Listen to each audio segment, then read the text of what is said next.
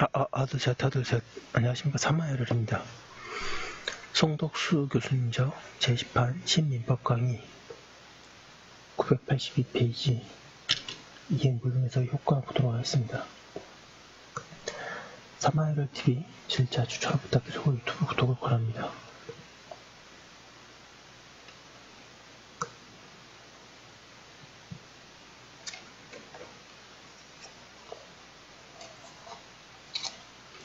이번 이행불능의 효과.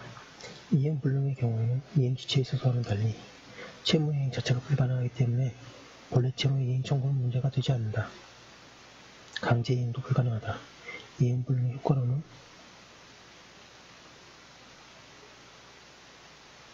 손해배상 983페이지 청구권과 계약해지권의 발생이 명문으로 규정되어 있고 그 밖에 통솔 관리는 대상 청구권도 인정한다.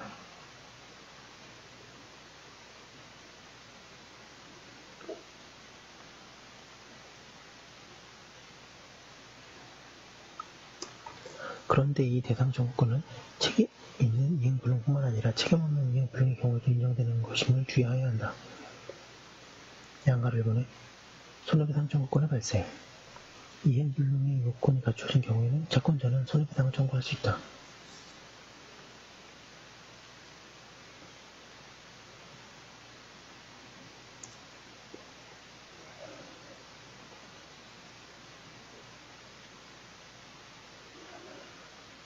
이때 손해배상은 그 성질 이상 이행에 가름하는 손해배상, 즉 전부배상이다. 이행불능에 있어서는 설사, 전부, 채무 전부 이행이 불능으로 되었을지라도 채무 자체가 손해라는 것은 아니다. 본래의 채무가 동일성을 유지한 채 손해배상 채무로 변경되는 것에 불과하다. 그 결과 본래의 채무에 붙어있던 담보도 그대로 유지되며 이행불능으로 된 채무가 쌍무계약에 의하여 발생한 때에도 본래의 채무에 소멸이 없어서 위험부담도 문제되지 않는다. 앞에서 언급한 바와 같이 채무의 일부만이 불능인 경우는 일부분의 범위가 적용된다. 그리하여 일부 불능은 원칙적으로 전부 불능처럼 다뤄진다. 다만 나머지 부분만으로도 채권 내지 계약의 목적을 달성할 수 있는 데에는 나머지 부분은 불능으로 되지 않는다.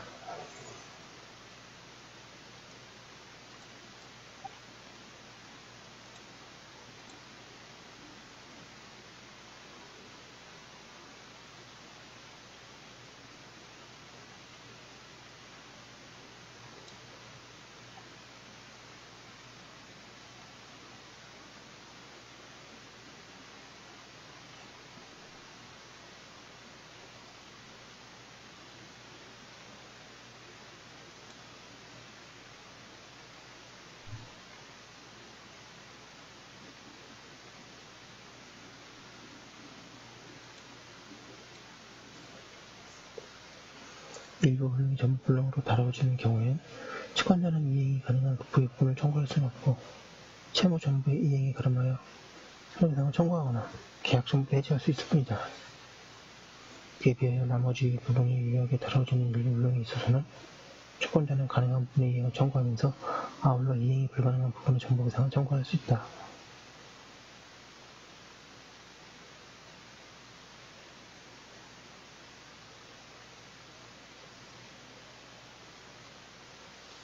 네, 판례 표시해 보겠습니다.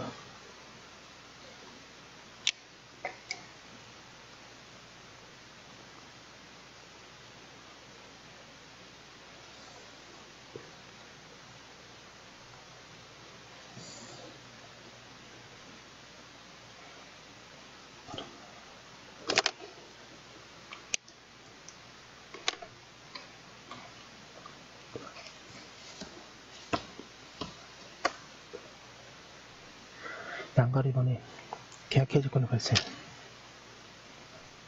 계약에 기하여 발생한 채무가 채무자의 책임 있는 사유로 이행이 불능으로 된 때에는 채권자는 계약을 해지할 수 있다. 이때 채권은 요구되지 않는다. 그리고 그 채무가 쌍무계약으로부터 발생한 경우에 상대방이 자기의 채무의 이행에 제공할 필요도 없다.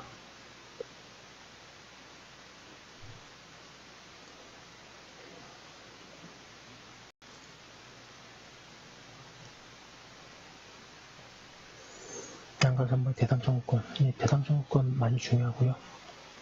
반가 1번의 의미 인정인거.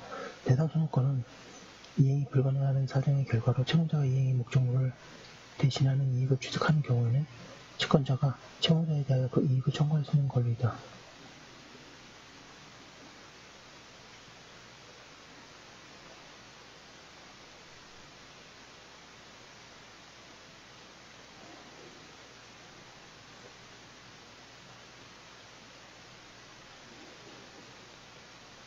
독일 민법과 프랑스 민법은 채권자의 대상 청구권을 명문으로 규정하고 있으나 우리 민법은 그러한 규정을 가지고 있지 않다. 그렇지만 우리 학설은 이행불능의 경우에 채권자의 대상 청구권을 인정하는 데 다툼이 없다. 다만 그 권리를 일반적으로 인정할 것인가 아니면 제한적으로 인정할 것인가에 대해서는 견해가 나뉘고 있으며 전자가 압도적인 다수설이다. 그리고 대법원도 1992년 처음으로 대상 청구권을 인정한 일에 같은 취지의 판결을 잇따라 내놓고 있다. 그런데 몇몇 판결에서는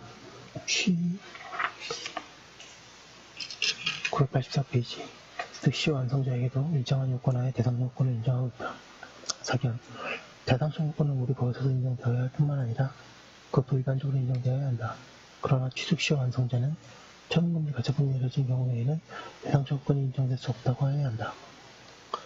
명문 규정이 없는 우리 민법 하에서 대상 청구권을 어떤 근거로 인정할 것인지에 관하여는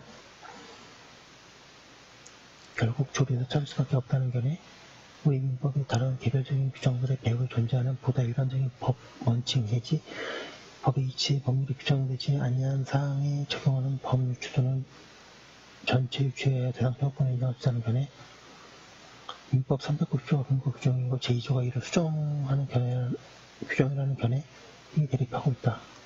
사견으로 대상 청구권은 민법 제342조 등에서 명문의 형태로 표현되어 있는 경제관계상 속하지 않아야 할 자에게 귀속된 재산적 가치는 그것이 마땅히 속하여야 할 자에게 돌려줘야 한다는 우리 민법의 근저에 이르는 사상에서 그 근거를 찾을 수 있다.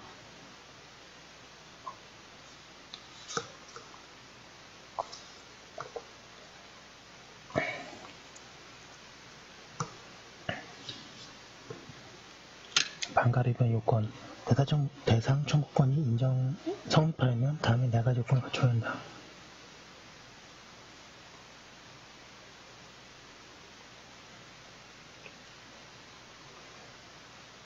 첫째, 급부가 후발적인 불능으로 되어야 한다. 불능이 법률의 행위로 인해 생기는 것 사실의 행위로 그 밖의 원인의 중요는 중요하지 않다.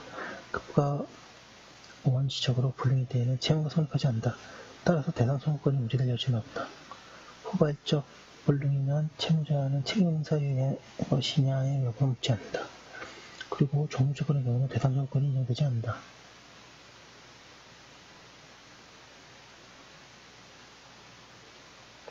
그러나 종무채권이라도 특정된 요인에 그것이 특정물 채무로 변하게 되므로 대상 청구권이 인정될 수 있다. 그리고 종무채권, 특히 재고채권의 경우는 종료물이 모두 소멸되거나 압수된 경우에는 대상 청구권이 인정된다.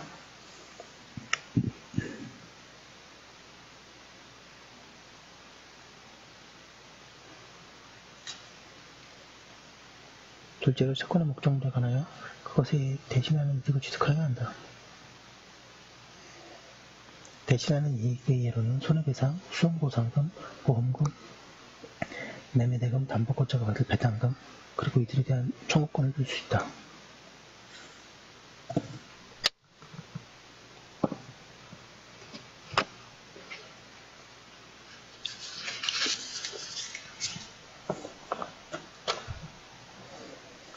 셋째로 급부를 불능하게 하는 사정의 결과로 채무자가 채권자의 목적에 관하여 대신하는 이익을 취득하여야 한다.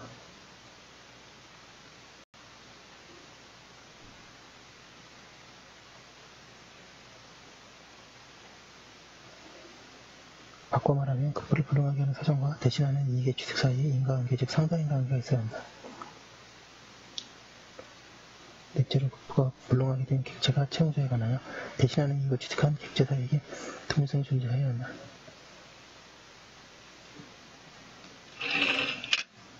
(985페이지에) 방금 3번 효과 대상 청구권은 채권적 청구권이다. 따라서 대상 청구권의 요건이 갖추어졌다고 하여 대신하는 이익이 채권자에게 직접 이전되지는 않는다. 그리고 채무자는 그가 취득한 것을 모두를 채권자에게 인도하여야 하며 그 결과 대체-이익의 채권이 목적물의 통상의 가치를 넘는 경우에는 초과가치도 인도하여야 한다. 판례도 같은 입장이다.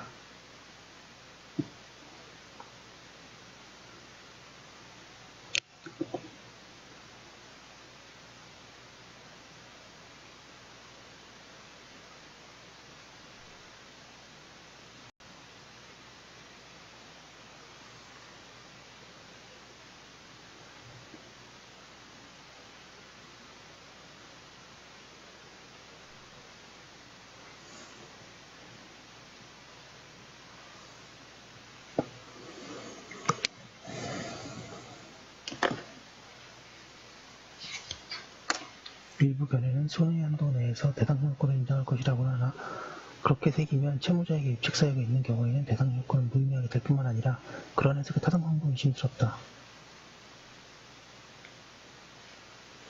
채무자의 입측사유로 이행불능이 발생한 경우에는 채권자는 채무불이행으로 인한 손해배상 채권과 아울러 대상증권도 가지게 된다.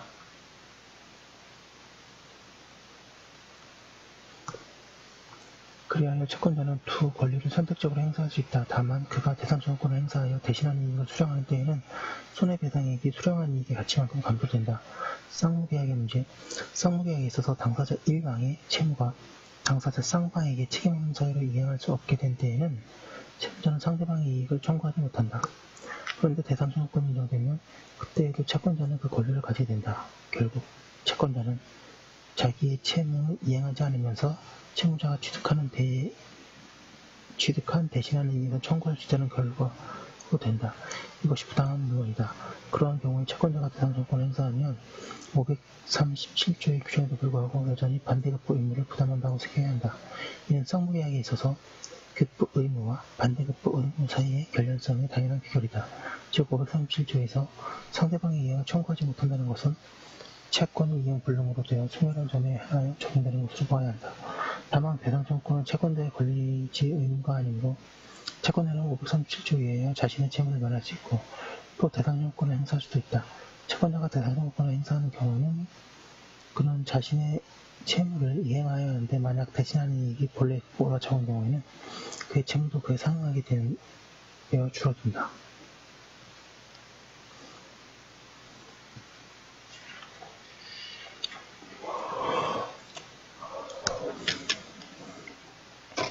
대상증권에 관한 판례로 양가르격의 우리 법에는 이행불능의 효과로서 채권자의 전부배상 청구권의 계약 해제권 외에 별도의 대상증권을 규정하고 있지 않으나 해석상 대상증권을 부정할 이유가 없다. 양가르 이응 대상증권이 인정되기 위해서는 급부가 후발적으로 불능하게 되어야 하고 급부를 불능하게 하는 사정의 결과로 채무자가 채권의 목적에 관하여 대신하는 이익을 취득하여야 한다. 양가르 디귿 원고 주장과 같이 등기 청구권이 인정된다 하더라도 등기 의무자에게 대상증권의 행사로서 등기 의무자가 지급받은 수용보상금의 반환을 구하거나 또는 수용보상금 청구권의 양도를 구할 986페이지 수 있을 뿐이고 그 수용보상금 청구권 자체가 등기 청구권자에게 귀속된다고 볼 수는 없다.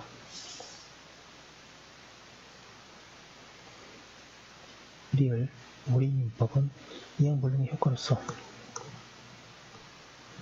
채권자의 전부배상 청구권과 계약 해제권 외에 별도로 대상청구권을 부정하고 있지는 않으나 해석상 대상청구권을 부정할 이유가 없다고 할 것인데 매매의 일종인 경매의 목적물인 토지가 경락허가 결정 이후 하청구역에 편입되게 됨으로써 소유자의 경락자에 대한 소유권 이전 등기 의무가 이행불능이 되었다면 경락자는 소유자가 하청구역 편입으로 인하여 지급받게 되는 손실보상금에 대한 대상청구권을 행사할 수 있다. 대상청구권은 특별한 사정이 없는 한 매매 목적물의 수용 또는 구별로 인하여 매도인의 소유권 이전 등기 의무가 이행불능되었을 때 매수인이 그 권리를 행사할 수 있다고 보아야 할 것이고 따라서 그때부터 소멸시효가 진행하는 것이 원칙이라고 할 것이나 국유화가 된 사유의 특수성과 법규의 위기 등으로 보상금의 지급을 구할 수 있는 방법이나 절차가 없다가 상당한 기간이 지난 뒤에야 보상금 청구의 방법과 절차가 마련된 경우라면 대상청구권자로서는 그 보상금 청구의 방법이 마련되기 전에는 대상청구권을 행사하는 것이 불가능했을 것이고 따라서 이러한 경우에는 보상금을 청구할 수 있는 방법이 마련된 시점부터 대상 청구권에 대한 소멸시효가 진행하는 것으로 봄이 상당할 것인 바, 이는 대상 청구권자가 보상금을 청구할 길이 없는 상태에서 추상적인 대상 청구권이 발생했다는 사유만으로 소멸시효가 진행된다고 해석하는 것은 대상 청구권자에게 너무 가혹하여 사회적 의와 형평의 이념에 반할 뿐만 아니라 소멸시효 제도의 존재 이유에 부합한다고 볼 수 없기 때문이다. 네, 그 판례는 여러 번 읽으면서 잘 정리해 주시면 좋습니다. 채무자가 수령하게 되는 보상금이나 그 청구권에 대하여 채권자가 대상 청구권을 가지는 경우에도 채권자는 채무자에 대하여 그가 지급받는 보상금의 반환을 청구하거나 채무자로부터 보상 청구권을 양도받아 보상금을 지급받아야 할 것이나 어떤 사유로 채권자가 직접 자신의 명의로 대상 청구의 대상이 되는 보상금을 지급받았다고 하더라도 이로써 채무자에 대한 관계에서 바로 부당이득이 되는 것은 아니라고 보아야 할 것이다.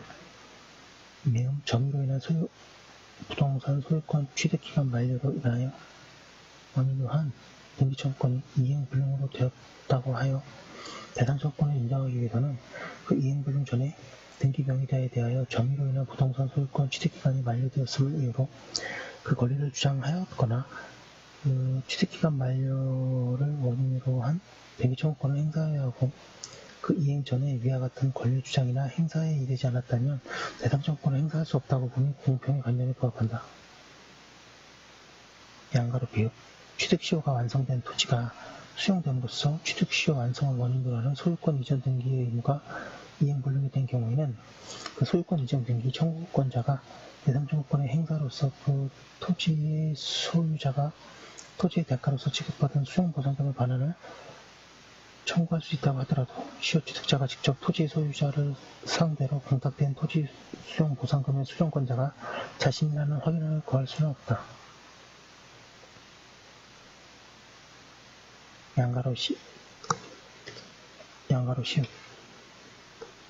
쌍무계약의 당사자 일방이 상대방의 급부가 이행불능이 된 사정의 결과로 상대방이 취득한 대상에 대하여 급부 청구권을 행사할 수 있는 경우가 있다고 하더라도 그 당사자 일방이 대상 청구권을 행사하려면 상대방에 대하여 반대 급부를 이행할 의무가 있다고 할 것인 바, 이 경우 당사자 987번이지 방의 반대 급부도 그 전부가 이행불능이 되거나 그 일부가 이행불능이 되고 나머지 잠부의 이행만으로는 상대방의 계약 목적을 달성할 수 없는 등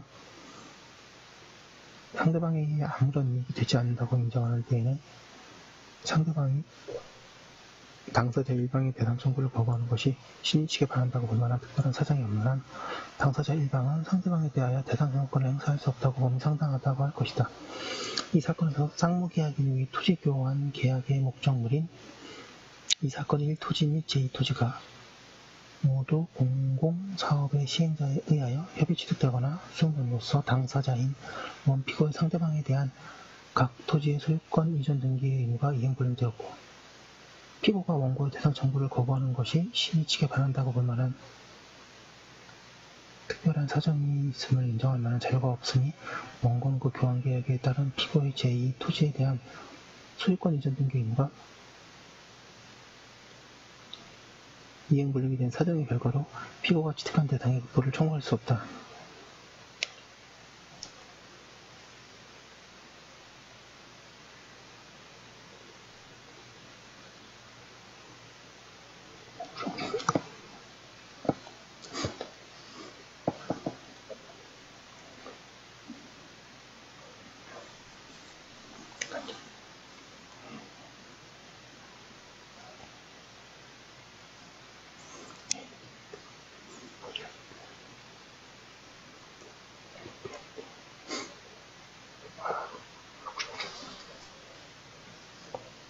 동그라미 양가로 이응입니다. 죄송합니다. 예.